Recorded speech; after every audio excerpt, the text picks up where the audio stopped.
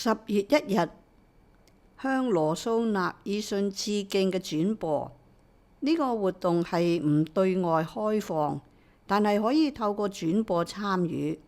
數位教會嘅領袖同埋鹽湖城聖殿廣場嘅聖殿廣場大會堂合唱團將一同緬懷羅素納爾遜。再嚟個。10月1日美國時間會有一個向羅素納爾遜致敬嘅轉播，呢個活動唔係對外開放，但係可以透過轉播參與。數位教會嘅領袖同埋鹽湖城聖殿廣場嘅聖殿廣場大會堂合唱團將一同緬懷羅素納爾遜會長嘅一生。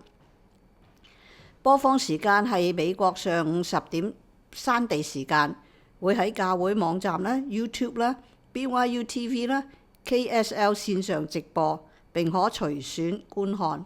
當中亦都會有繁體中文同埋粵語嘅翻譯。